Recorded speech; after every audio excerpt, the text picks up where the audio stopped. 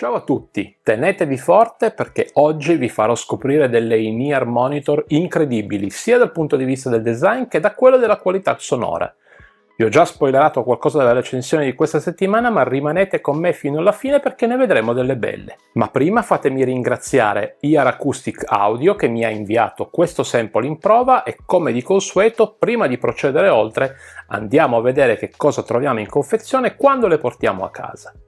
Non ho fatto studi classici, ma so che i poeti dicono che la bellezza sta negli occhi di chi guarda e questa confezione, che racchiude gli auricolari e gli accessori, è, almeno ai miei occhi, bella da vedere, non solo per il colore argento, ma anche per le forme. Di fatto è un cubo che con questa sottile striscia nera che corre tutto intorno mi sembra una sorta di astronave. Ma lasciando da parte i miei deliri, al suo interno, oltre agli auricolari, troviamo un cavo di cui vi dirò in dettaglio più tardi, due serie di gommini che vanno dalla taglia S alla L e che differiscono solo per la forma, un manuale utente e infine questa custodia per il trasporto con una bella zip per la chiusura. A completare la dotazione c'è poi questo braccialetto, non ho la più pallida idea di che cosa possa essere, ma sembra proprio un braccialetto e non capisco perché sia incluso in confezione. Misteri. Vediamo ora più da vicino gli auricolari, che sono sostanzialmente identici tranne per il disegno sul lato esterno. Sul destro abbiamo un occhio, mentre sul sinistro un serpente. Questo perché questa versione Max è un'edizione speciale che è stata fatta per celebrare il 2025, che per chi non lo sapesse è per la Cina l'anno del serpente. Comunque sono completamente in metallo e pesano 8,8 grammi ciascuno, un peso quindi importante dato proprio dal fatto che sono tutte in lega di alluminio placcate argento. Nella parte alta abbiamo l'indicazione R o L e la scritta Silver Angel, mentre in questa posizione si nota invece un'apertura che serve per migliorare la gestione del flusso d'aria. Se rimuovo il gommino si nota lo stesso motivo riprodotto per la griglia dell'ugello. Quest'ultimo, se lo vediamo di lato in questo modo, capiamo che è piuttosto lungo perché dovrà penetrare per bene nel canale auricolare e inoltre è abbastanza tozzo, segno questo che andrà ad occludere tanto il canale stesso. Come abbiamo già visto qualche settimana fa con un altro modello di in-ear monitor, la scelta del produttore è di disegnarle sagomate per farle adattare per bene alla forma interna del padiglione. Anche in questo caso la letta e l'incavo fanno in modo che queste possano essere indossate e restare piuttosto stabili al loro posto. Infine l'area esterna, che è tempestata di piccoli brillantini luccicanti. Ora, è chiaro che viste così possono sembrare un po' pacchiane, ma vi posso assicurare invece che una volta indossate sono discrete, anche per il colore molto chiaro, e fanno un'ottima figura. Tutte le persone a cui ho mostrato queste high-end Max mi hanno detto che le reputavano molto belle.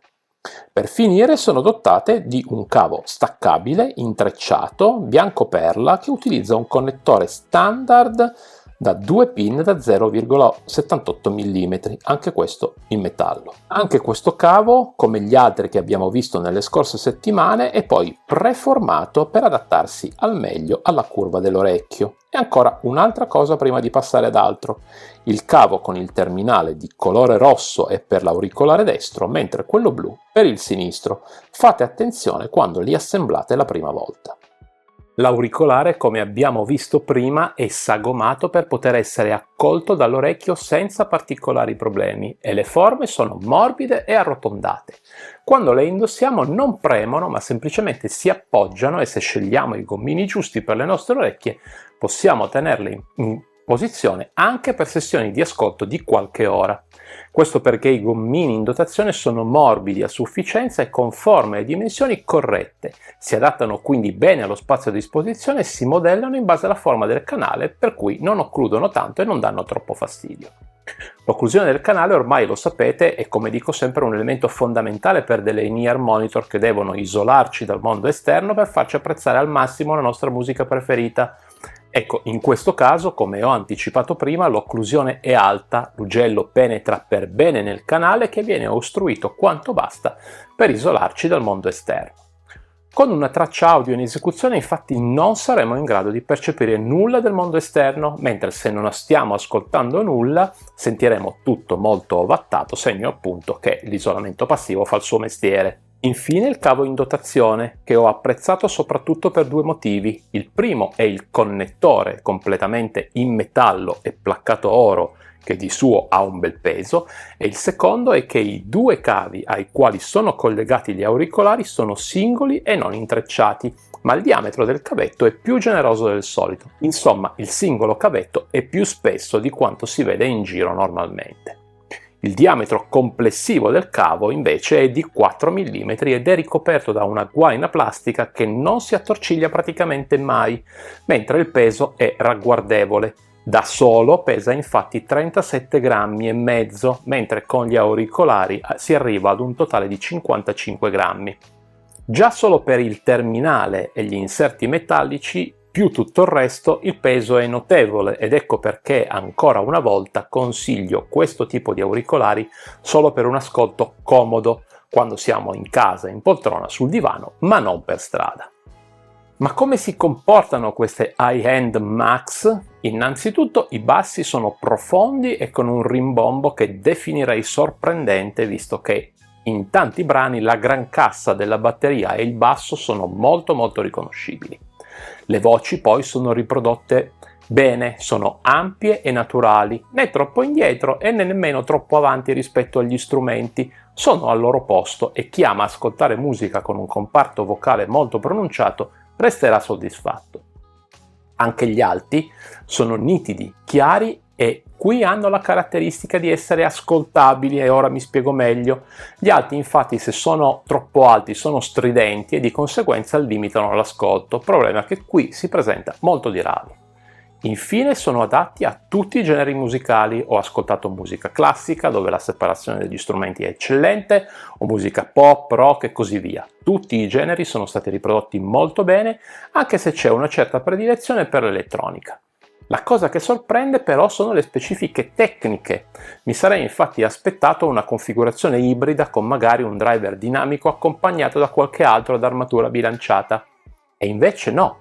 Qui la differenza la fanno principalmente i materiali. Oltre alla struttura in alluminio abbiamo infatti un unico driver da 11,4 mm in titanio per l'elemento centrale e in silicone per il bordo esterno, accompagnati poi da una doppia bobina magnetica che insieme sono capaci di offrire un sound con una distorsione davvero minima. Con una impedenza di 30 ohm, un range di lavoro da 5 a 40.000 Hz e soprattutto una pressione sonora massima di 109 decibel fanno casino, anzi un bel po' di casino.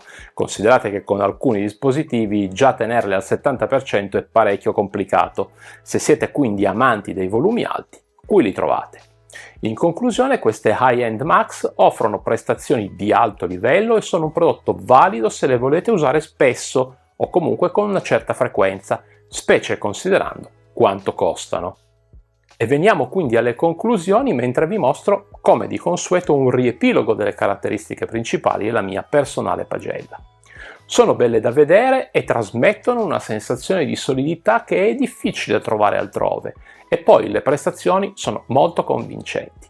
Voglio essere sincero con voi, ma quando me le hanno inviate ero piuttosto scettico, sia per il brand che non è tra i più conosciuti, mentre invece ha già diversi prodotti a catalogo, e sia per il prodotto stesso che, non so come mai, mi trasmetteva poco. Invece mi hanno stupito, e tanto, e se potete, se siete appassionati del settore, provatele e fatemi sapere che cosa ne pensate. Il costo è l'unico aspetto che potrebbe frenarvi dall'acquistarle, mentre questo sample mi sa che rimarrà con me e mi farà compagnia ancora a lungo. Il prezzo infatti non è alla portata di tutti, stiamo parlando di un costo tra i 250 e 300 euro, che per un prodotto che arriva da quelle latitudini è oggettivamente tanto. Inoltre bisognerà necessariamente acquistarli tramite store orientali che hanno i pro e i contro che tutti conosciamo, ma comunque in descrizione trovate come sempre tutti i link. Colgo l'occasione per ricordarvi tre cose. La prima è quella di seguire il canale Telegram che vedete qui di lato, così potete approfittare degli oggetti a metà prezzo che di solito metto in vendita una volta terminato di recensirli. La seconda cosa riguarda i commenti. Sono felice di rispondere per quanto possibile a ciascuno di voi circa consigli su cosa acquistare, ma vi invito anche a condividere i vostri feedback su cosa vi piace o meno degli auricolari che utilizzate. In questo modo si fa crescere ulteriormente la community. Terzo e ultimo argomento riguarda il supporto che mi date. Vi ringrazio davvero tanto, se foste qui con me vi ringrazierei di persona, ma se qualcuno volesse fare qualcosa di più vi ricordo gli abbonamenti al canale, con tutti i vantaggi che questo tipo di supporto comporta per voi. Bene, anche per questa settimana è tutto e vi ringrazio per essere rimasti con me fino alla fine. Vedremo altre in-ear monitor nelle settimane a venire, ma nel frattempo, se vi è piaciuta la recensione mettete un like e ancora meglio iscrivetevi al canale. Di nuovo grazie a tutti, alla prossima!